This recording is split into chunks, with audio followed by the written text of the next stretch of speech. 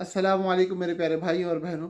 नमाज़ पढ़ते हुए अगर कोई शख्स हंस पड़े और उसकी हंसी निकल जाए तो ऐसी सूरत हाल के अंदर नमाज का क्या हुक्म होता है? ये एक ऐसा मसला है जिसके बारे में बहुत सारे लोग नावाकिफ़ हैं और इसके बारे में पूछा भी बहुत कम जाता है और लोगों का ध्यान भी नहीं होता कि यार ये भी कोई मसला है या नहीं है। तो याद रखिएगा, ये बड़ा संगीन मसला है।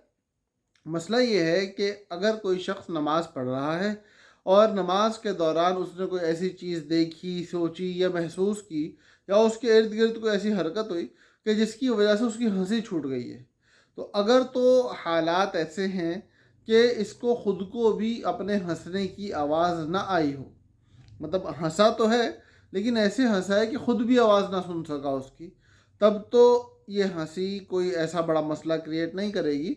नहीं हंसना चाहिए, ऐसे हंसना मकरूह है, लेकिन इससे कोई इतना बड़ा मसला नहीं होगा।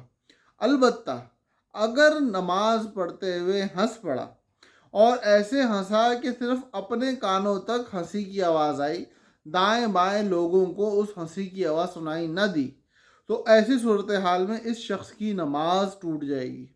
और अगर नमाज के दौरान इस तरह हंसा कि खुद भी सुन लिया और साथ वाले ने भी सुन लिया, खुद भी अपनी हंसी की आवाज़ को सुन लिया और साथ वाले ने भी इसकी हंसी की आवाज़ को सुना, तो इसकी अपनी नमाज भी टूट जाएगी और इसका वज़ू भी टूट जाएगा।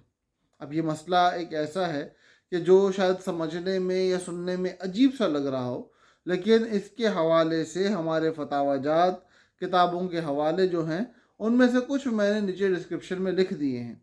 अगर किसी को देखने का दिल चाहे तो वो ज़रूर इसको गो थ्रू कर ले एक बार, क्योंकि ये एक ऐसा मसला है कि जिसको मसला समझा नहीं जाता। एक बार हंस पड़े और उसके बाद नमाज़ें पढ़ते रहे, तरावियाँ पढ़ते रहे और कुछ भी काबिल कबूल ना हो। तो इससे बेहतर है कि दीन को जान के, सीख के उस पर अमल करें। अस्सलामु अलैकुम वरहमतुल्लाहि वबरकातुहू।